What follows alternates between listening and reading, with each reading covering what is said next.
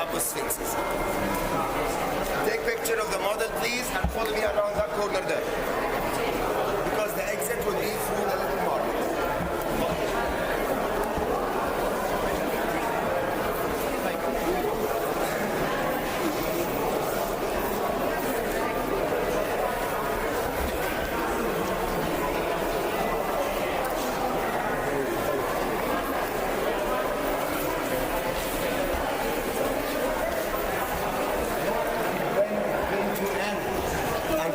Monuments being treated since then, and how we paid attention again. I will answer all these questions in 5 minutes. But come closer, please. With shouting, I'm losing my voice, which you need. 61-63 AD, one of the 4 Gospels, Saint Marcos, came to Egypt and started telling Egyptians about Christianity. That's when the Egyptians started to leave the ancient Egyptian religion and convert into Christians. Around that time, Egypt was already under the Roman authority. And Roman rulers in Egypt were torturing and persecuting the people for converting into Christians like all over the empire. Till 390 AD, Emperor Constantine announced the Christianity the official religion of the empire, and the order to close all the pagan temples, including those in Egypt, as it was part of the empire. So this part, the people started to convert into Christians since 63 AD, but the official end for that ancient Egyptian religion and civilization was 390 AD. Since then, all these temples got closed, ignored, neglected. Definitely along the time they have been affected by earthquakes from time to time. The collapsing parts of the temples became or formed only materials to be recycled, building houses, churches, mosques, whatever. Also, these monuments is where we live, in the Nile Valley. The Nile Valley, before the dams, used to get flooded once every year. Every flood would bring a layer of silt. The Nile Valley is the low-level land within the landscape. Any wind, any breeze, any sandstorm would blow sand off the desert and settle in the valley. By the time we started paying attention to these monuments, they were partially, if not completely, buried in sand and silt. Till the first attention. But when Napoleon Bonaparte, French conquerors, who came to Egypt at 1798 AD, his campaign spent about 2 years in the country.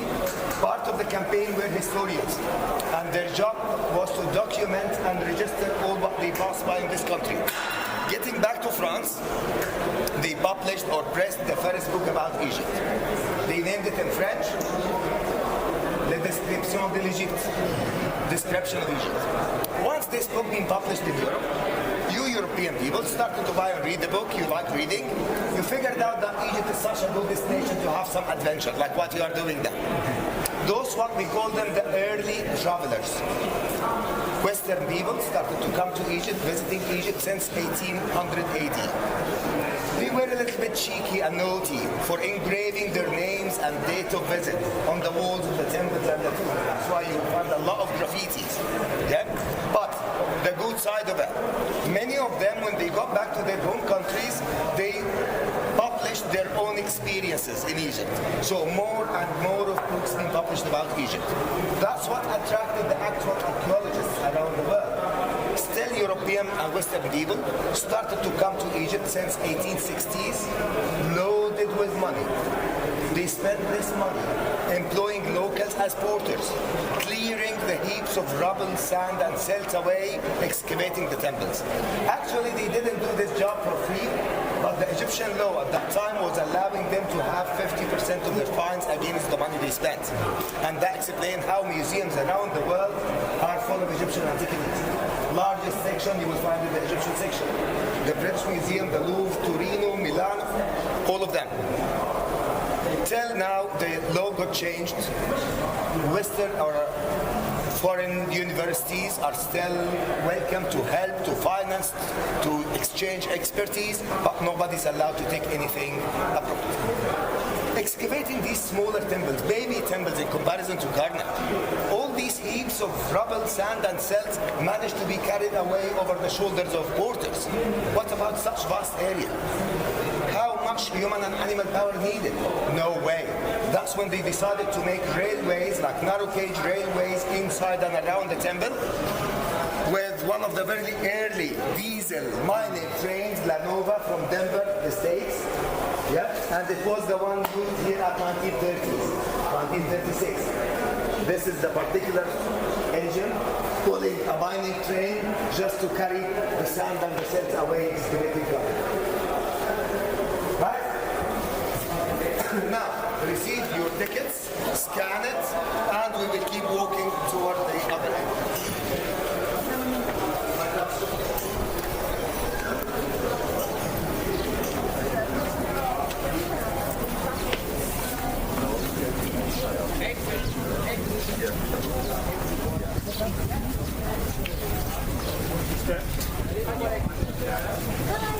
والله العظيم قاعد صاير من الصف ما ببص بقول لي بص. Orders!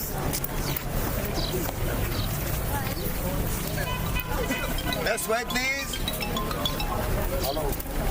Hello.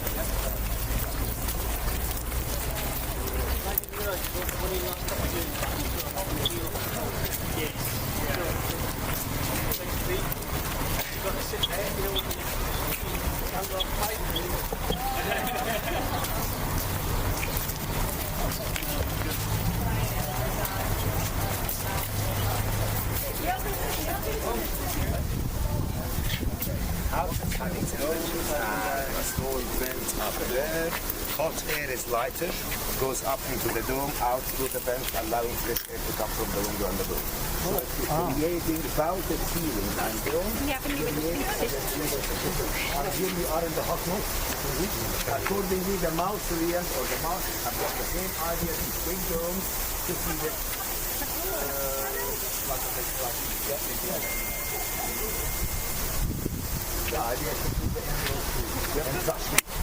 These domes, you wouldn't find them much like in houses, Cairo, Alexandria, because anyway, it's cooler there.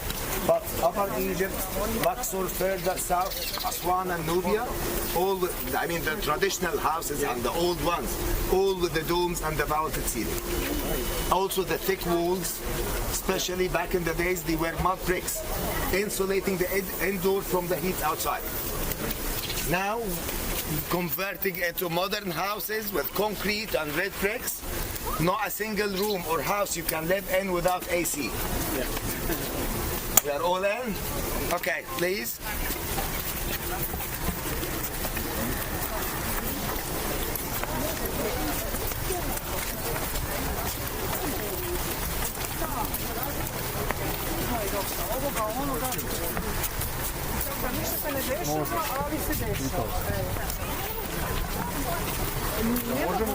Orders, as you see, wherever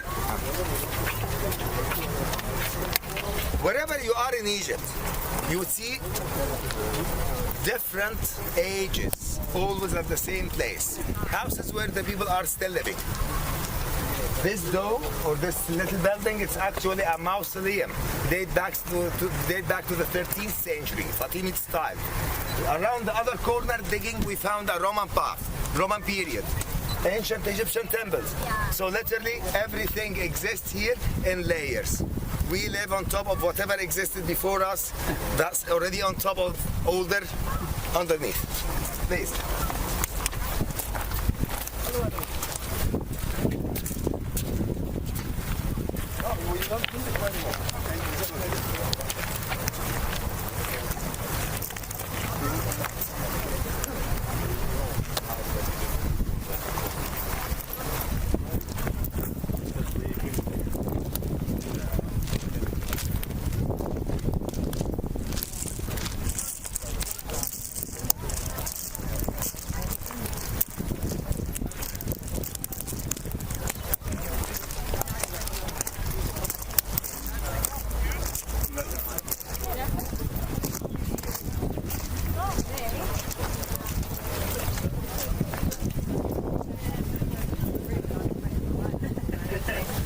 probably need.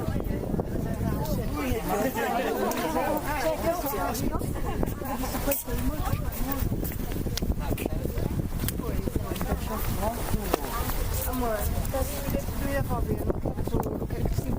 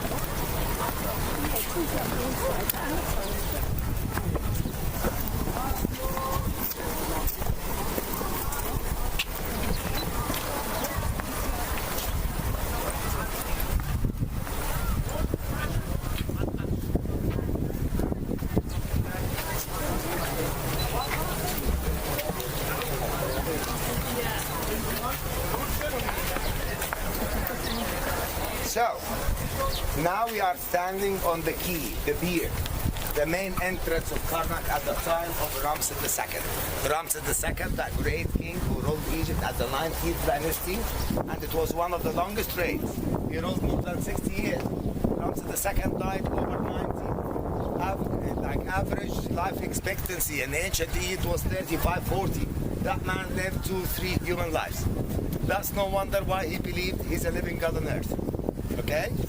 So he made this quay to be the main entrance of the temple and a Sphinx's avenue forming or flanking the entrance.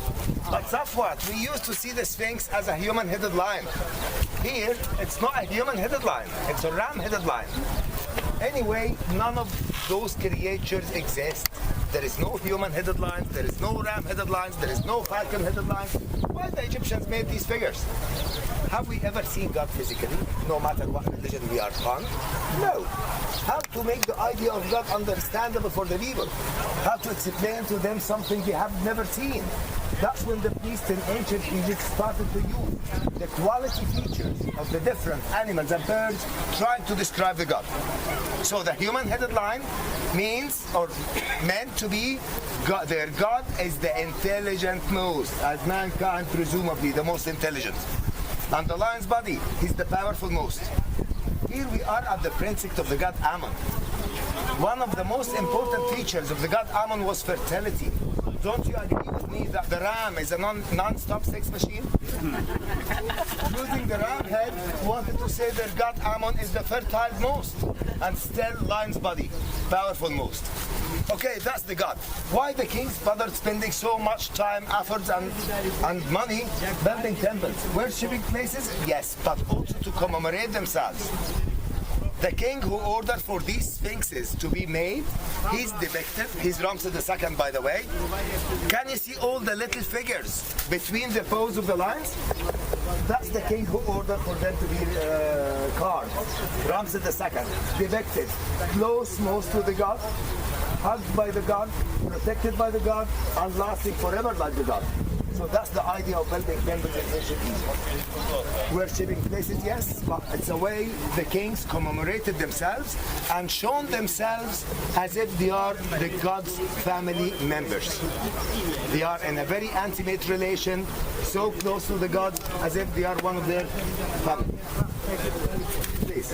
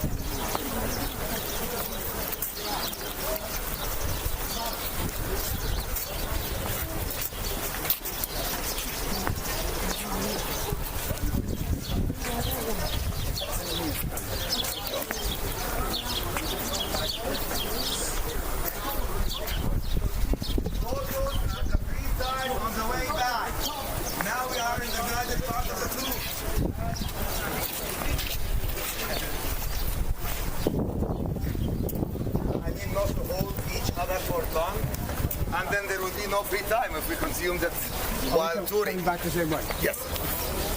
The way back is the same way, and you can enjoy taking pictures at the free time on the way back. Horace, closer to Daddy. So, the first pylon at Karnak is actually the last one to be constructed here. It dates back to only 500 BC. The last proper Egyptian king to rule this country before a very long chain of conquerances. His name was Nepo II, the last king at the 30th dynasty. His reign ended by the Persian conquerance, that ended by the Greek, Alexander the Great, and the Greek era, that ended by the death of Cleopatra VII and the Roman era, that ended by the Arab conquest. So like since then, we are from a conqueror to a conqueror. Till lately we are free again. But anyway, the Persians, when they came here, they never believed in the Egyptian gods, mythology. They disrespected them and they destroyed some of the temples. That's why the first pylon remained unfinished, which is a good opportunity for us to see the different stages of work. As you see, they were building up the rocks as rough, only outlines. Then they get them smoothed and leveled, just like the gateway. And then to be engraved and finally to be colored. Right? How they managed to build such high buildings? And I'm not referring to the 42 meters or 21 meters height. The Great Pyramid is 8 meters high. How they carried these heavy blocks from 2 up to 70 tons the whole way up? If you want to know, follow me into the shade.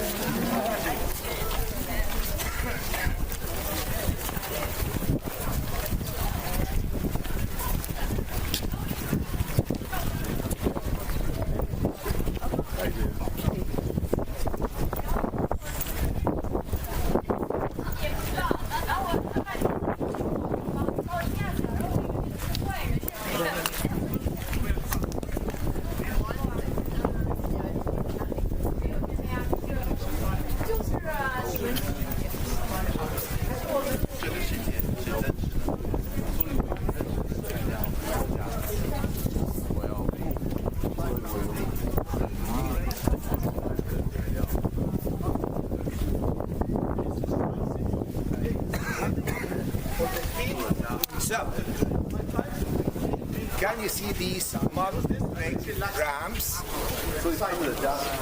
These are the old mud brick ramps left behind, not removed. The only thing is to up there. After lining up you like to make a slide, a ramp. On wooden sledges, they drag the next row blocks. The ramp would go higher and higher, longer and longer, till they finish the building, and then removing the ramps and decorating the walls from top down to the bottom. And these are the only ramps. Otherwise, I would follow those have the theory about the aliens. Sorry?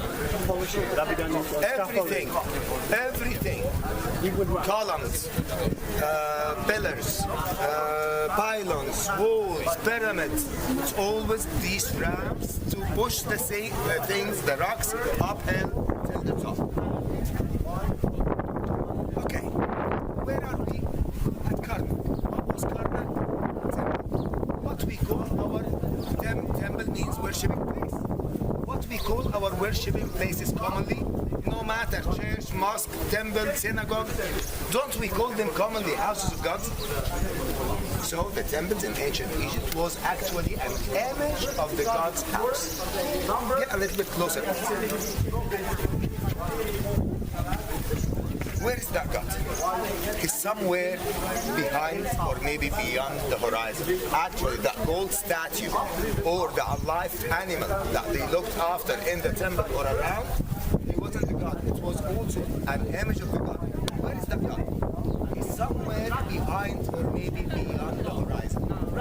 That's why the first item at the God's house, I mean the temple, is the pylon. Why? Two high walls forming the facade of the temple, flanking the entrance. By the way, symbolism is the way to understand the ancient Egyptian civilization. We are living in the Nile Valley. Wherever you are in west, you will find that the Nile Valley is flanked by two chains of mountains. From behind the eastern mountains, the sun comes up. Behind the western mountains, the sun goes down. For us, we can't see what's behind the mountain. So for us, the mountains are the point of horizon. Whatever behind them, behind or maybe beyond the horizon. These two high walls symbolizing the mountain, the point of horizon. And we just need it into behind or beyond the horizon.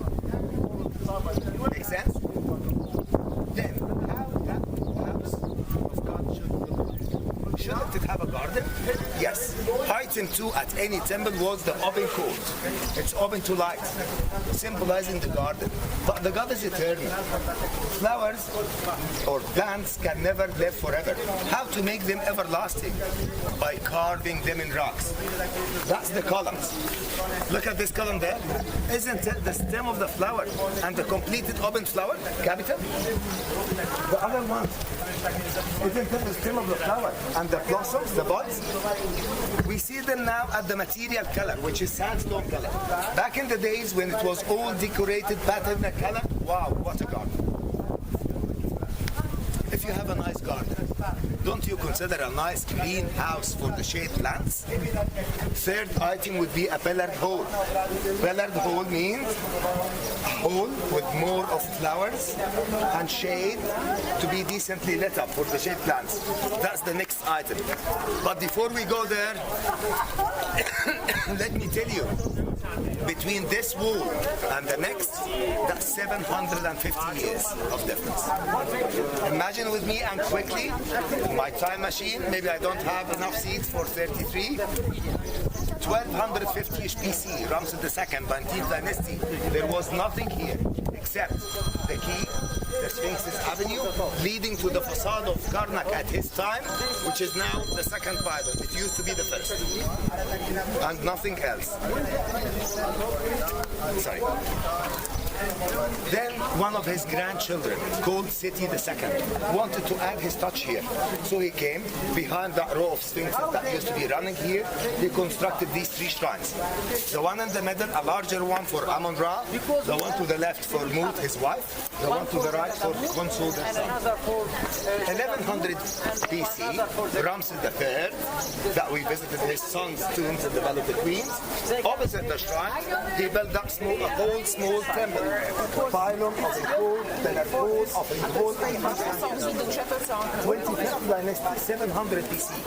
Nubian king from Nubia, the southernmost part of Egypt, ruled Egypt from Luxor. He pushed and stored the sphinxes aside, as you see, to make space in the middle.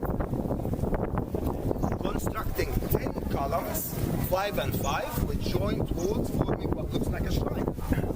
Reusing the largest one carved block of alabaster to be as pedestal for the sacred parts.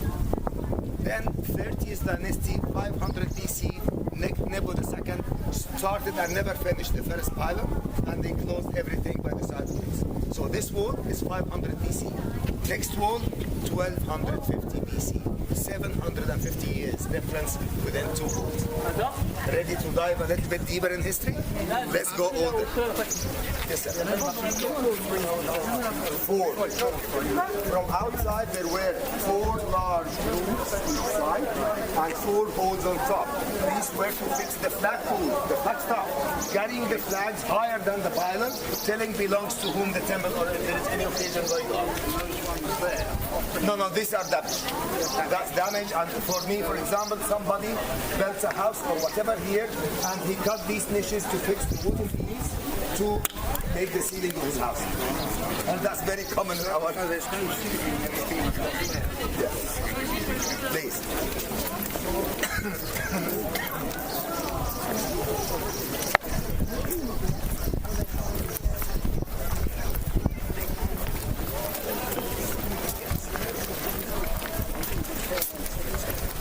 King Tut, that baby sphinx we found in here around the corner, no names written on, but the face features stands up. Right side, yeah. Später hier. Aber ich sage, there were kind of lenses between the 5 and 5.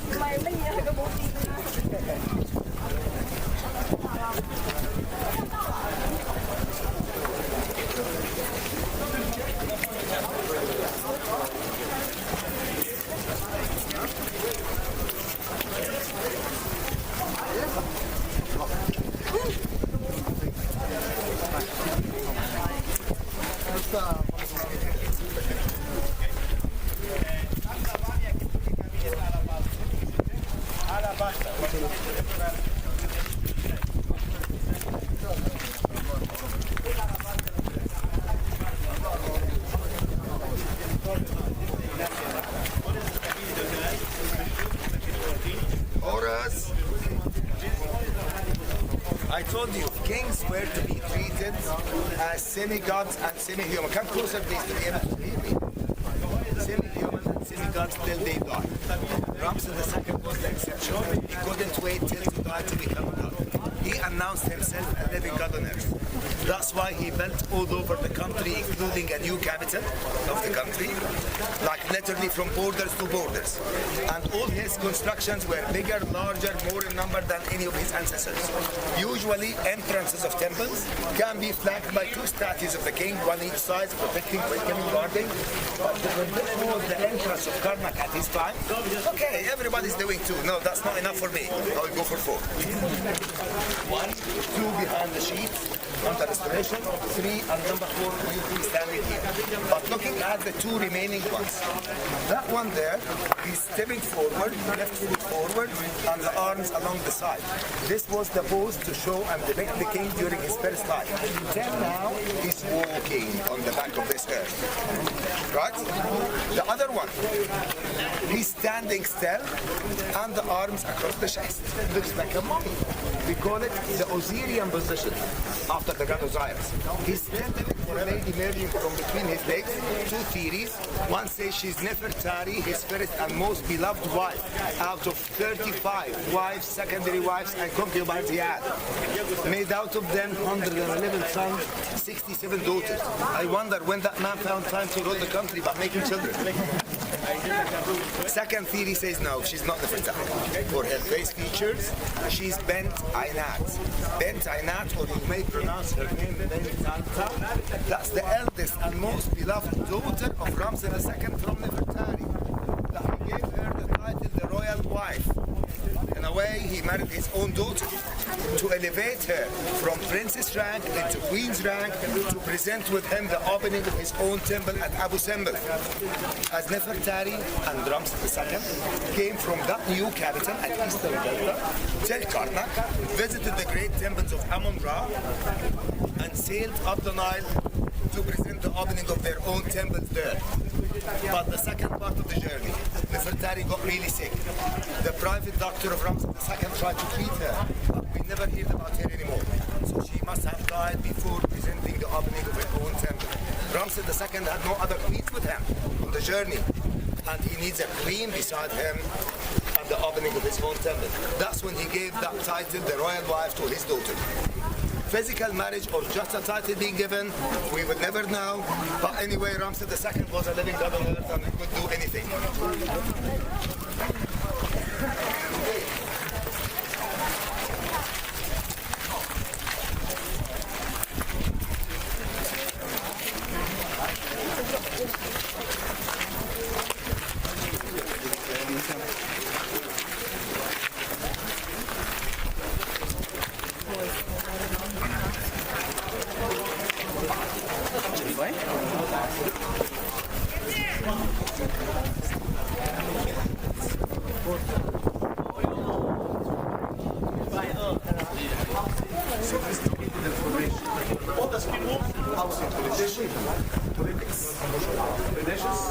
Rituals, very instincts.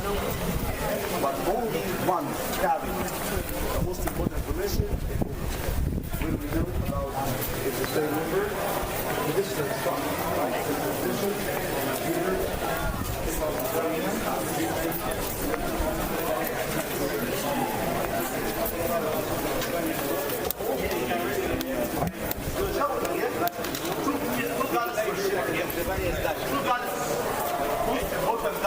Bologna takie same jak ci albo mają albo mają twarde. Różnice między nimi taka była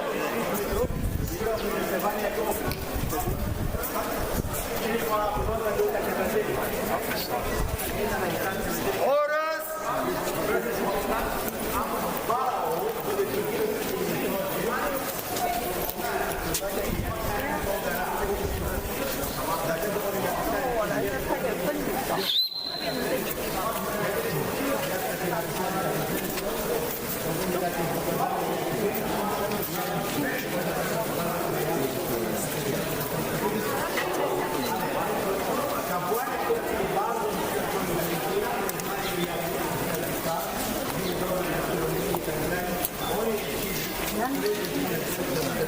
Welcome to the largest, greatest, most famous pillared hall in the world. It's even larger than the Colosseum in Rome. 134 huge columns arranged in this whole here. Why? Symbolizing the greenhouse. But what a greenhouse. How it developed into what it is, how it used to look like when it was intact, that's the coming part of my explanation. Come closer, please. Guys, again, my time machine, please. 1400 BC. Facade of Karnak was the rear wall of this hall, which is now the third pile in an order of place. And there was nothing here or before except 6 and 6, 12 columns. The huge columns and the capitals formed as a colonnade. That's it. Who's that? Amen of the third, 1830 Father of Karnak. 100 years later, father of Ramses II was called Seti the First. Wanted to add his touch here. So he had the idea to convert the colonnade into a pillared hall. So he needed the area to be squared. Squaring the area, he figures out that he needs 61 columns each side. 61 plus 61, 122. Plus 12, 134, it was just squaring the area. But that's pretty much work. So let's do it a step after the other. So he started by adding 61 columns this side, smaller, shorter, and instead of the completed flowers, no, only the blossoms, the buds. But his lifetime was never long enough. He died.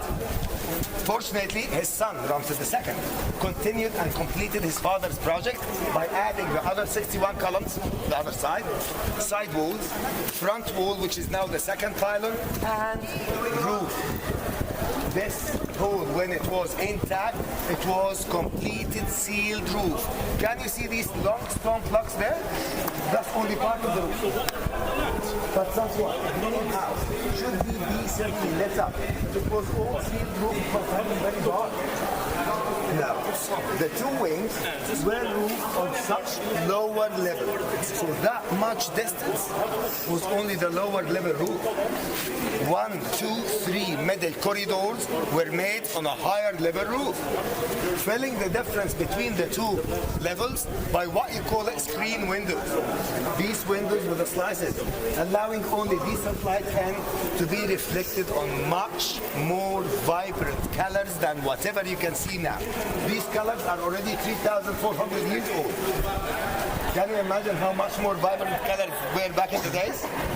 Wow, what a god. Heaven.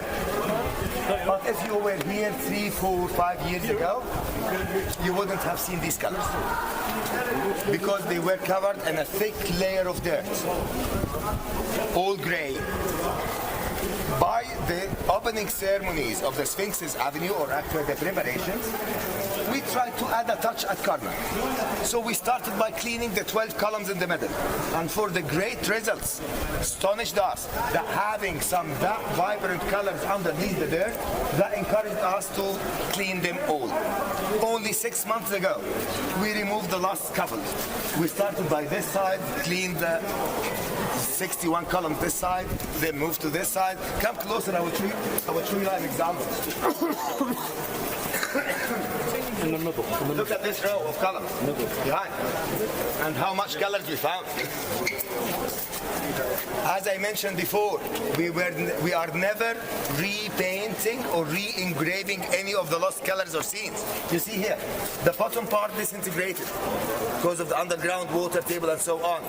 We plastered, plain plaster, just to fortify it, to stop it disintegrating. But we never redid the lost scenes, or we never repaint the lost colors. What's lost, lost for good. Right? Please, in sun rays, 2 of these sun rays got fossilized. The first one and the last one in the day. That's why they were always erecting the obelisk in pairs. One for sunrise and one for sunset. And as the sun ray comes down in one straight line, not in dots. So it wasn't an option, it was a must to carve the obelisks out of one solid piece of rock.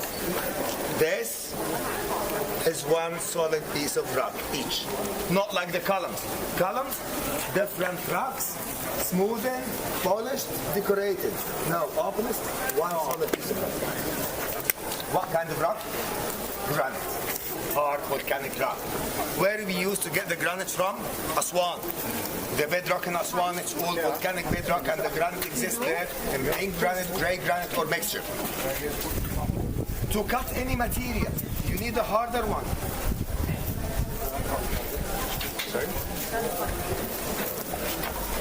Okay, I will call the. Do you need help? Are you sure? Okay, I will call the driver to be expecting you at least to show you where is the bus.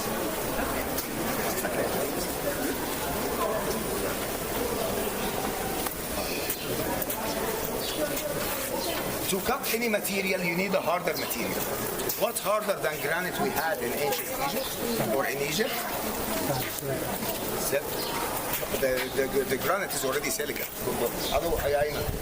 في زبونه تعبانه ففي زبونه ثانيه هتجيبها وتبقى قاعده في الاتوبيس فخلي عينك عليهم اللي هم الاثنين تخان جو. ماشي؟ اوكي. ماشي. طب شوفوا اول ما تلاقيهم قول لهم هو ده الاتوبيس. Diamond. Not diamond. We never found any traces of diamonds in ancient Egypt, but we have the second hardest after diamond, dolerite.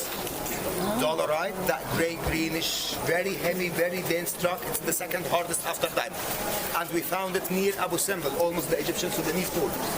Balls of dolerite hitting the granite, cutting and freeing three sides of the obelisk. What about the fourth side? Still attached to the ground. They used to cut an elongated gap, depression along the fourth side, and got it full of equal slots. Getting these slots stuffed very tightly by very dry wood, then to water the wood. The wood sucked the water, expanding, cracking the whole piece one lot out. At the meantime, they were building massive barges can take two obelisks at a time for the balance. This one is already 250 tons each, 500 tons on a boat. Wasn't the worst condition or worst case. This one there for Hatshepsut, 423 tons each, 850 tons on a boat. How big boat is that? In a dry harbor, obelisk separated, flipped over, loaded on the back of the barge before the flood to come. Then the flood to come. The dry harbor is not dry anymore. Presumably the boat will float with the load already on top. They drag it into the main river, sailing the Nile, as we say here, down north. The Nile is running south-north from Central Africa, Lake Victoria, the whole way till Mediterranean, according to the great slope of northern Africa that drops 1 meter every 8 miles you travel north. That's why here is Upper Egypt, it's the highland. Delta is the lower Egypt, almost within sea level. Drifting down the Nile to Luxor, Cairo, wherever these obelisks needed. Then off the boat, so easy, off the boat. Wooden rulers, sledges, ropes, human and animal power, dragging the obelisk from the river bank to the temple where it's gonna be erected. Then, how to lift it up. Other difficulty. Do you remember the mud brick ramps there? Can you see these big cubes of granite? That's the pedestal of the obelisk. They would get the pedestal surrounded by two ramps, one each side. And these ramps, not only mud brick, actually fortified by stone walls to take the weight. Filling the gap between the ramps and over the pedestal with soft sand to work as cushion. Before they start dragging the obelisk backwards up the ramp, till a particular point of balance. That's when they open an escape way for the sand. It's replacing the sand, fitting in place, but precisely right angled. Fractions were not allowed. If it's right angled under the weight, it stays in place forever.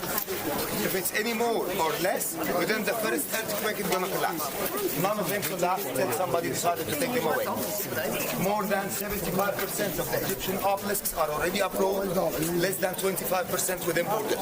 Largest number of obelisks in one country, it's not Egypt, it's Italy, as they started taking them since the Roman period. 18 obelisks in Italy, 14 out of the 18 just in Rome. That's why they call Rome the city of the sun. The top of the obelisk always have that pyramidal shape top, and we know that the pyramidal shape was very important for them, beginning of creation. Used to be covered by gold or electrum. Electrum is equal to 18 karat white gold now. Highly polished, reflecting the sunlight miles away. You see the top of the obelisks inside the temple as if the part of the sun is shining from earth. That's how it used to be. There were originally 6 obelisks here, 2 still standing. One of them broke at 27 BC, and we will see the top of it right there. One on the Thames in London. You call it Cleopatra's Needle. Cleopatra didn't do it, make it. Cleopatra took it from Karnak to Alexandria and later on into England. One in Istanbul in Turkey, and one in Italy, in Rome. The missing 3 obelisks here: London, Rome, and Istanbul. Please.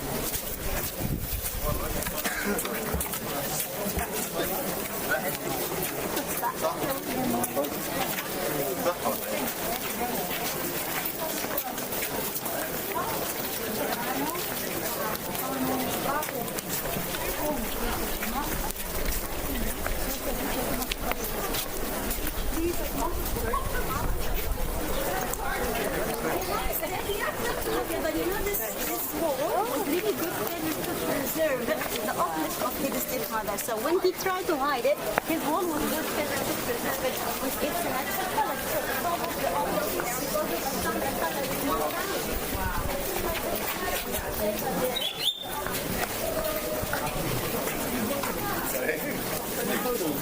No, the problem that if we are moving that slow, we will lose the free time. No, I know.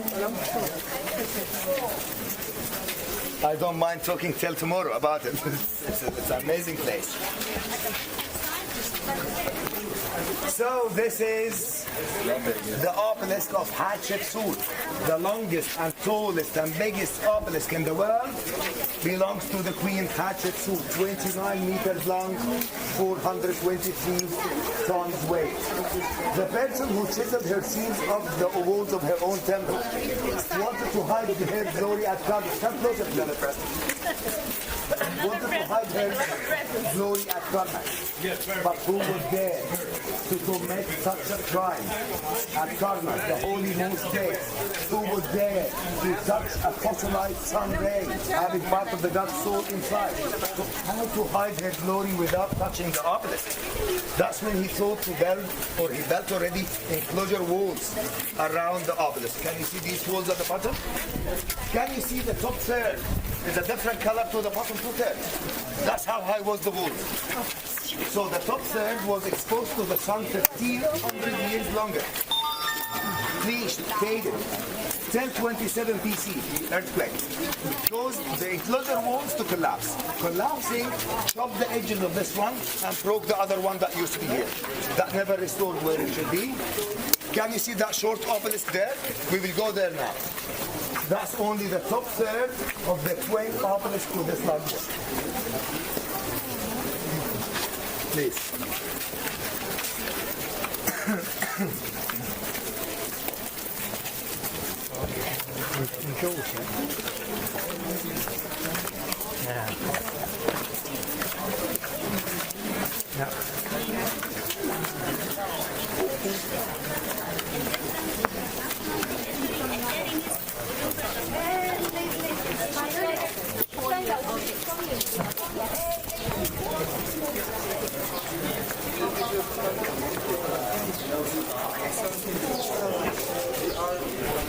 Take this corner, please.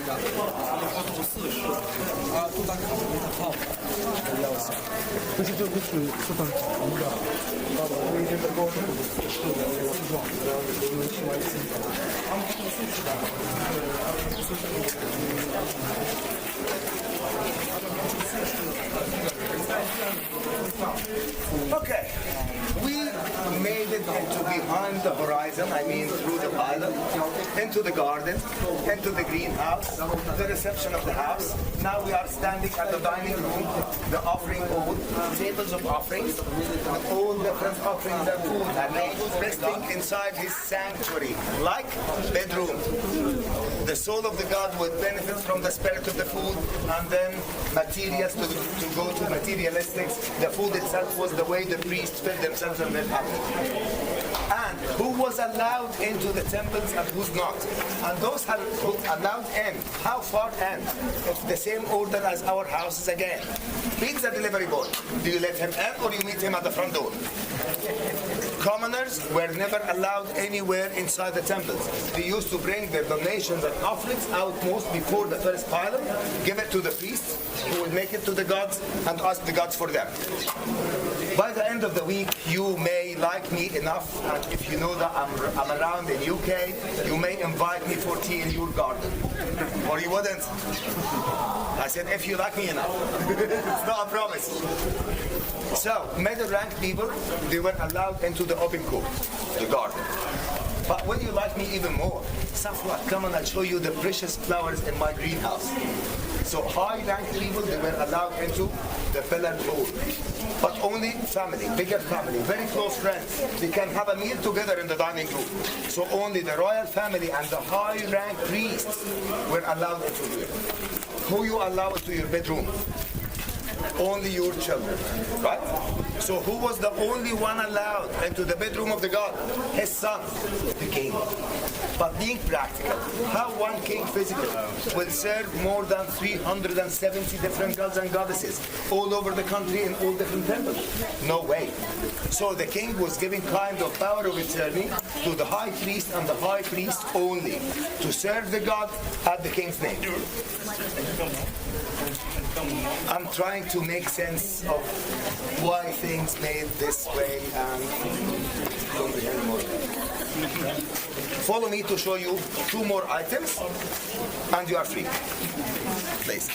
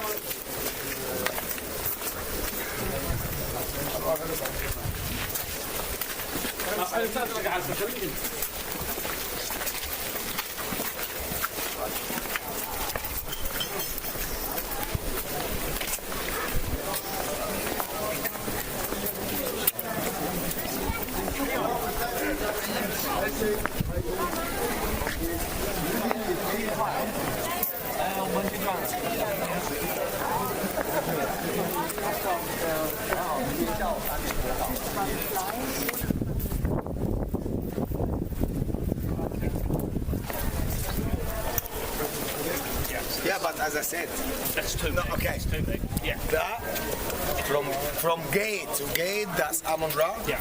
There is other north-south access, including these pylons, still Amun Ra. But around the corner in this direction, there is a temple of Khunsur. Behind it, there is another temple for Abed. Yeah. The other direction, the temple of Betah, northern direction. The Open to Air Museum. And buildings still, places still under excavation. We always knew that Karnak have got this sacred lake, and that's it. 2-3 weeks ago, we found another one. Excavating in that direction. We found a new sacred lake at Karnak. So we are still excavating till today. Closer, please. Looking behind, you can realize the difference in size between Hatshepsut's obelisk and her dad's one. And this is the top third of the twin obelisk to the large one. right? Here, the sacred lake, multifunction item. First, the water, symbolizing the chaos of water that existed before the being to start. Second, water source for the priests to get washed up before they start the service, like ablution. 3, Nilometer, to measure the height of the flood in the Nile. Priests were the most knowledgeable and the most educated and the most trusted rank in the ancient Egyptian society. And they were the ones entitled to decide tax. Ancient Egyptian economy was agricultural economy, and the agriculture, the irrigation system was seasonal, once a year by the flood. Higher flood means more land reached by the water, cultivated, irrigated, more crops, higher tax to be collected. Less flood, less tax. In every main temple, in every province, there was a form of Nilometer, that's how we call it, to measure the Nile, to decide tax within the province. Last item, I talked about it at the Valley of the Kings, which is the scarab beetle, the dung beetle. It was a sunrise god, as if the scarab beetle who's pushing the sun to rise. But also in hieroglyphic, the ancient Egyptian writing, the figure scarab was a word written, looks like scarab, pronounced kheber, means good. That's why it's associated to the good luck, till it became a good luck charm. And the famous theory about this particular scarab, if you have a wish and want it to come true, all what you need, make your wish and go 3 times anti-clockwise around the scarab beetle, fingers crossed, it's gonna happen. And then enjoy free time. What time is it now? Great, it's 5 to 3 or 7 to 3, whatever. I need you in the bus 3:45 to leave. Yeah, the bus should start driving at 3:45. Consider maybe 10 minutes walking back.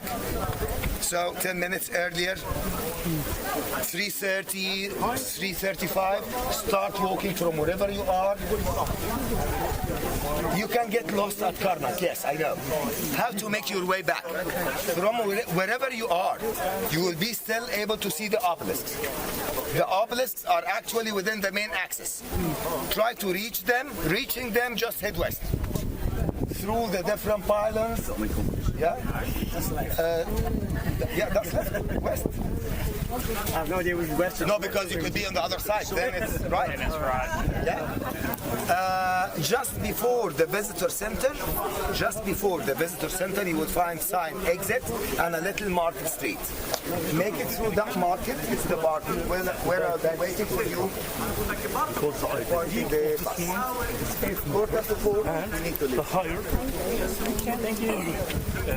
48, 4. Okay, we are finished now. Would you like to take a picture?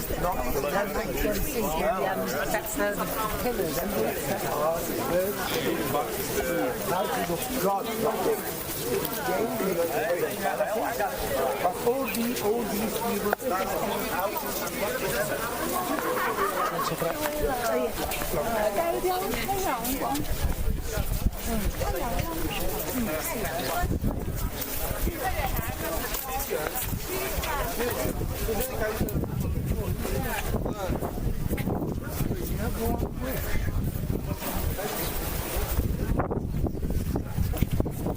Looks like someone's been trying to nick it.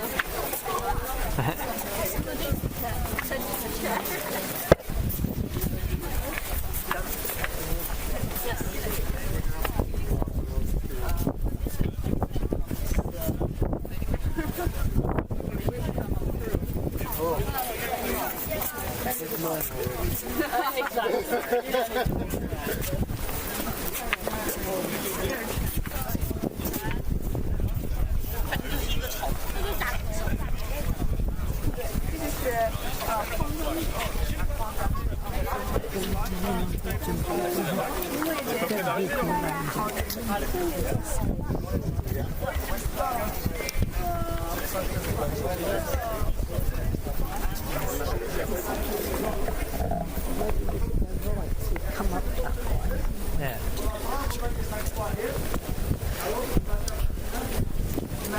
Now we have no idea where.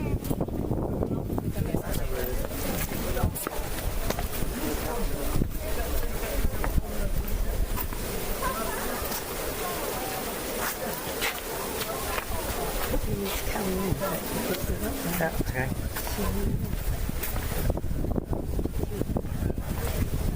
Look at all these over here.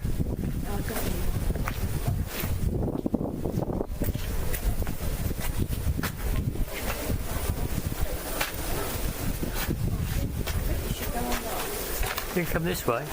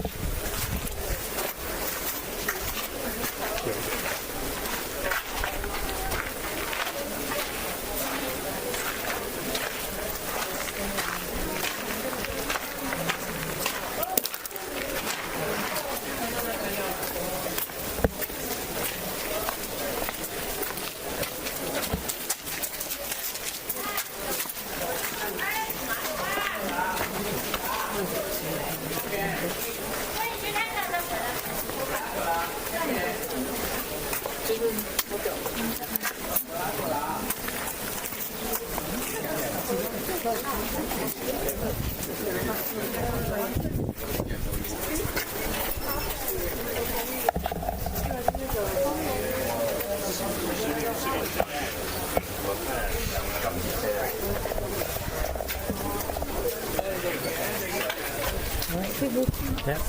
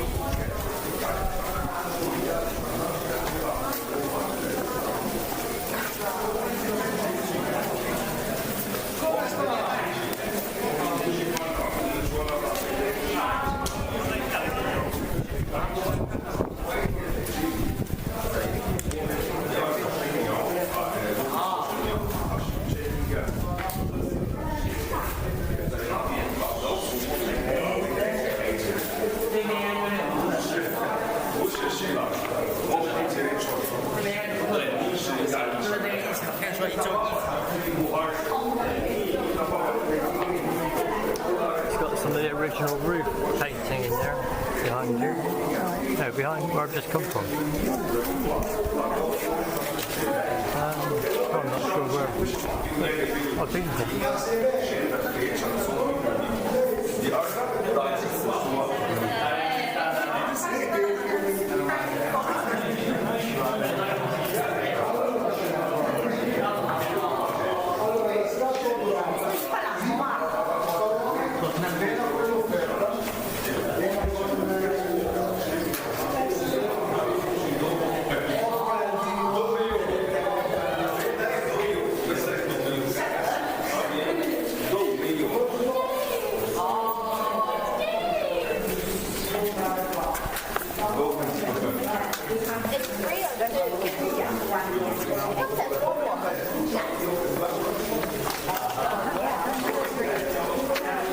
That's where we've been. Okay.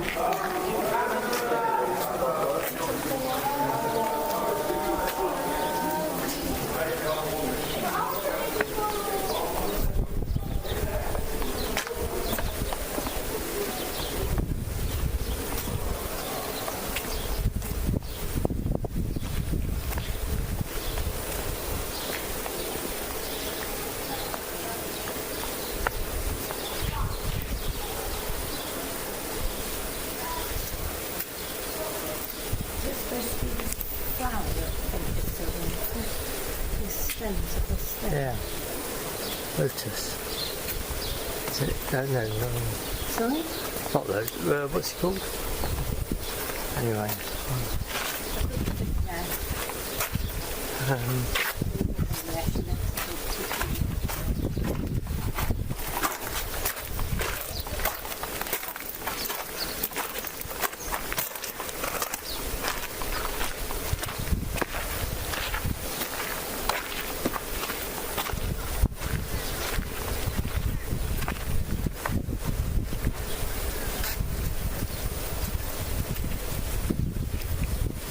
further back, can't we? That one's a bit nasty.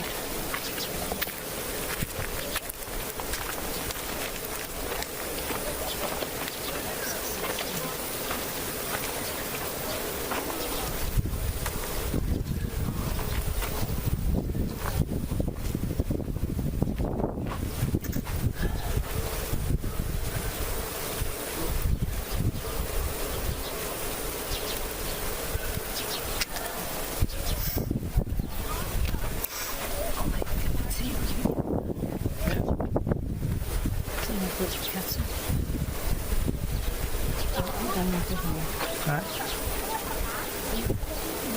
Yeah.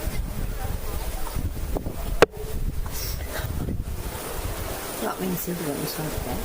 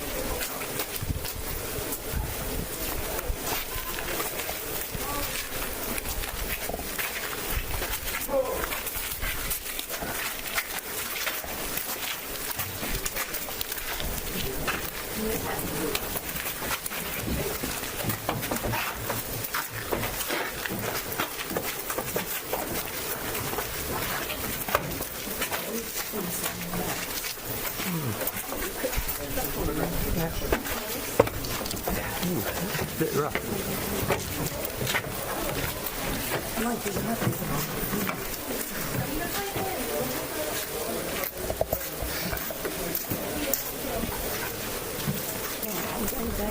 Yeah.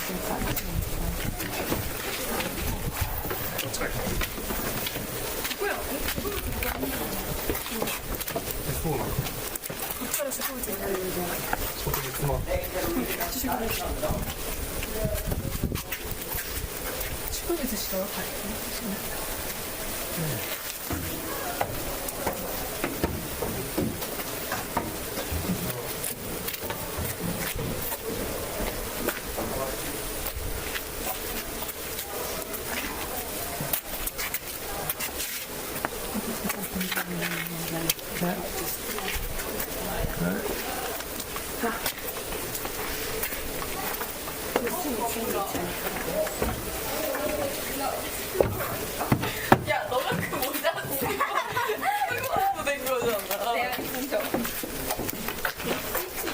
그런 어떻게 그렇게 된 거잖아.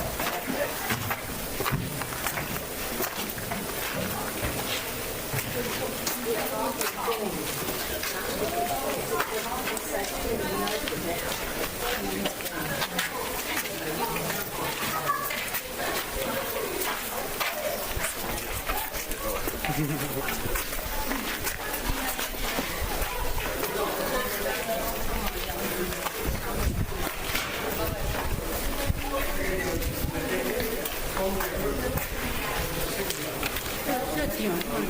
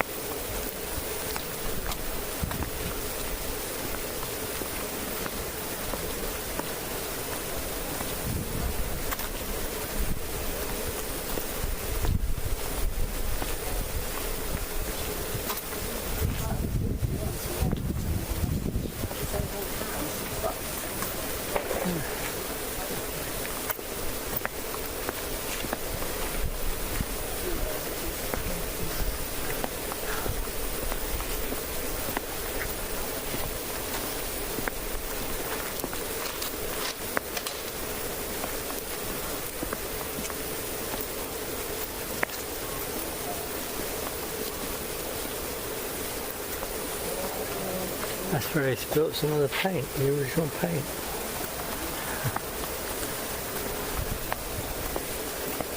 Nice.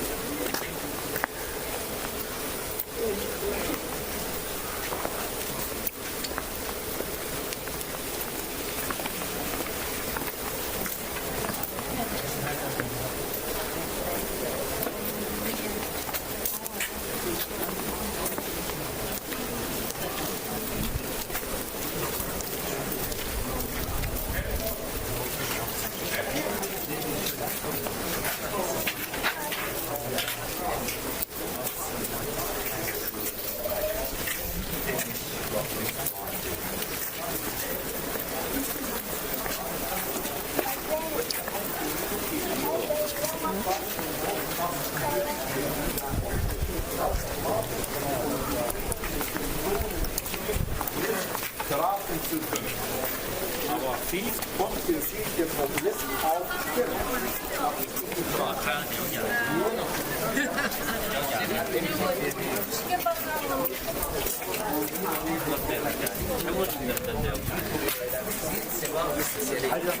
Ouais, non, mais c'est sûr que ça doit être bon.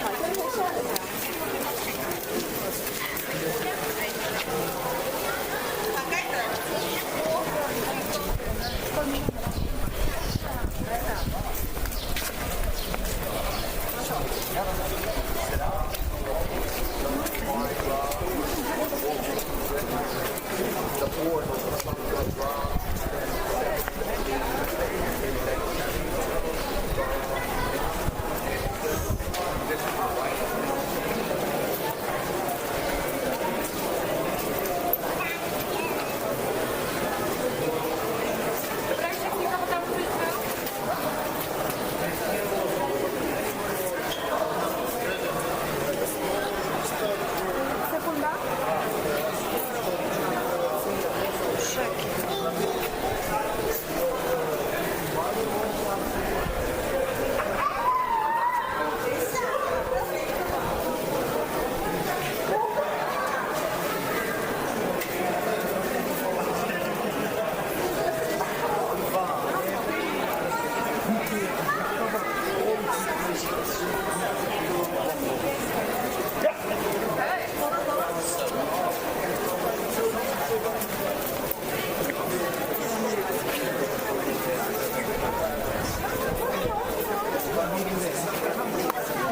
面是人家都好看一点。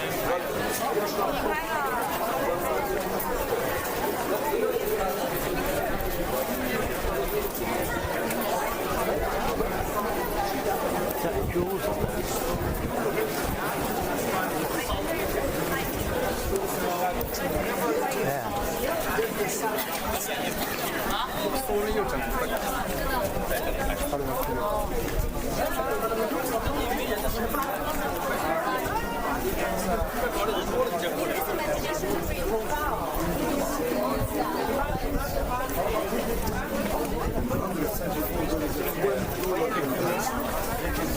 Où il y a la lumière verte. Ça, c'est le nouveau vélo.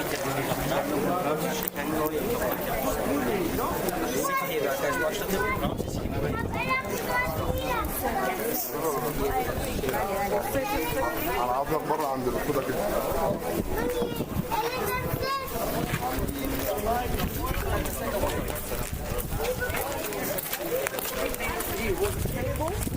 And the green was higher of the track by the time and the cover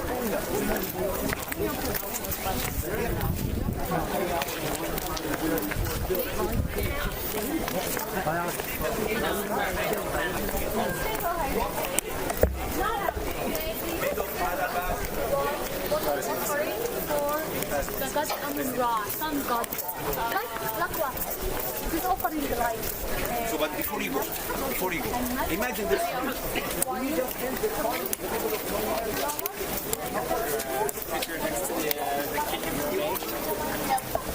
You don't?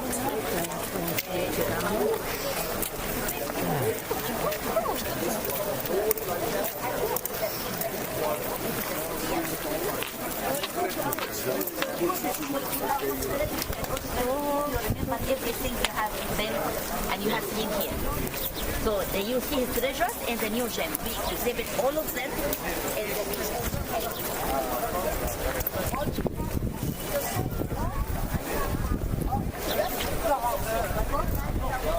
No, up one second.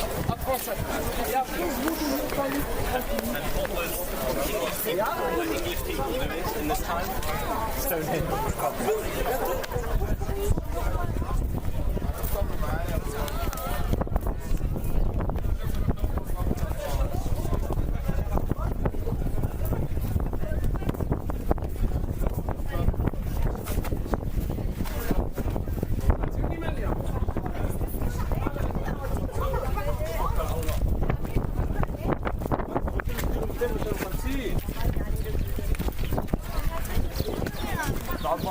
إذا كان هو كان عين 10.